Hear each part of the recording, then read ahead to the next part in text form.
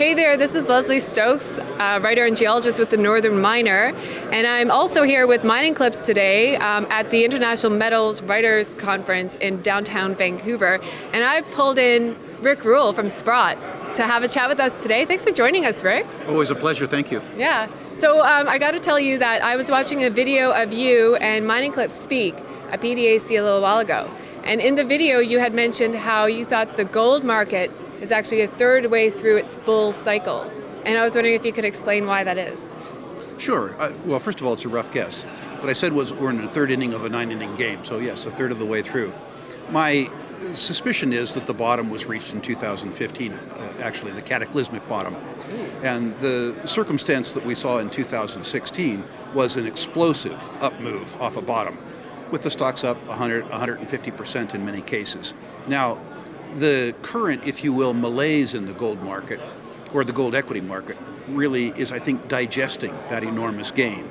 So we've had the move that establishes interest in the sector, and importantly, we have a situation now where gold has moved relatively well compared to the gold stocks. So my suspicion is that the gold stocks play catch up. 3 times in my career, this being the third, gold itself, the metal, has moved in tandem with the US dollar. Most of the rest of the time in my career, when the dollar has been strong, gold has been weak. And my suspicion is that gold moves well when the US dollar, when there's a flight to so-called safe assets. The first time I saw this was in 1975, probably before the time that you were cognizant about these things.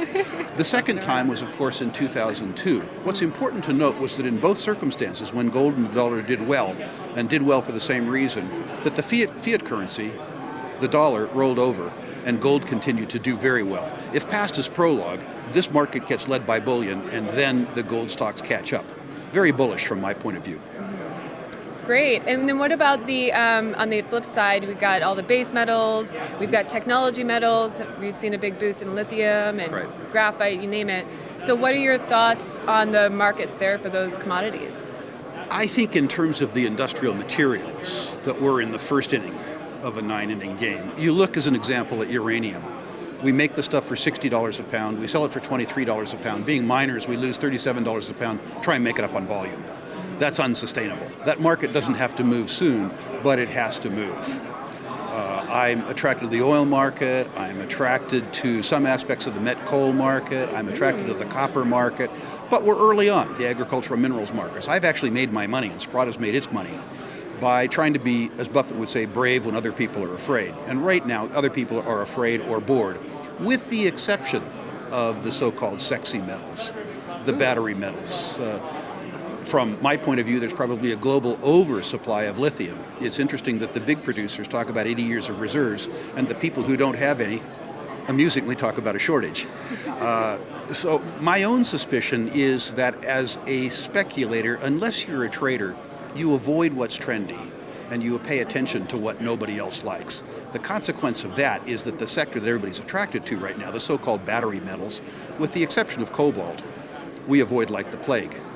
We are very attracted to agricultural minerals, which most people hate.